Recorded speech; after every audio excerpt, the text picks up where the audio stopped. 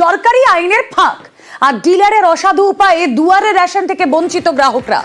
আলিপুর দুয়ারের কুমারগ্রামে এলাকায় গিয়ে রেশনের বদলে ইট বালি পাথর ওজন করে স্লিপ। দোকানে গিয়ে এই স্লিপ দেখালে নাকি পাওয়া যায় রেশন। চাল ডাল শেষ হয়ে যাওয়ায় এমন বিকল্প পথ বলে সাফাই ডিলারের। পদক্ষেপের আশ্বাস জেলা খাদ্য নিয়ামকের।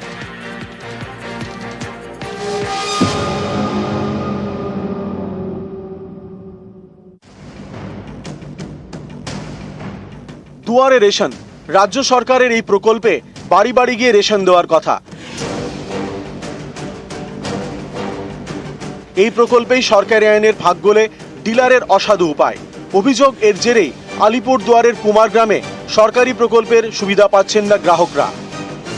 তো সরকার তো নিয়ম করেছে যে আপনাদের বাড়ির সামনে এসে রেশন দিয়ে যাবে। আমরা বাড়ির সামনে পাই না, পান না।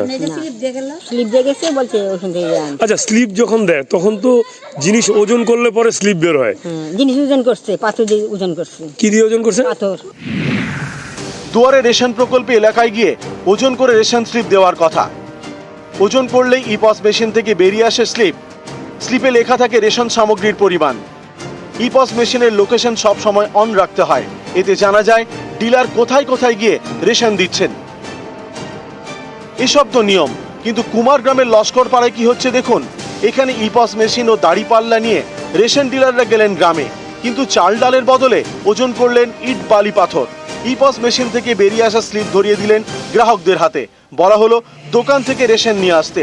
স্থানীয়দের দাবি এভাবেই দিনের পর দিন চলছে। তো সরকার তো নিয়ম করেছে যে আপনাদের বাড়ির সামনে এসে রেশন দিয়ে যাবে। আমরা বাড়ির সামনে পাই না, পান না। স্লিপ দিয়ে গেছে বলছে ওখান থেকে আনতে। আচ্ছা, স্লিপ যখন দেয় তখন তো জিনিস ওজন করলে পরে স্লিপ বের হয়। জিনিস ওজন করছে, পাথর দিয়ে ওজন করছে। কি দিয়ে ওজন করছে? পাথর। 7টা পর্যন্ত আমরা ওখানে রেশন দিয়েছি। দেওয়ার পরে পাল্লাটা একটু খারাপ দেখা দিয়েছিল, তো আবার ওটার দিকে আবার চাল দিয়ে ওজন করে দেখলাম যে পাথর দিয়ে ওজন করে দেখলাম যে ওজনটা মিলছে কিনা।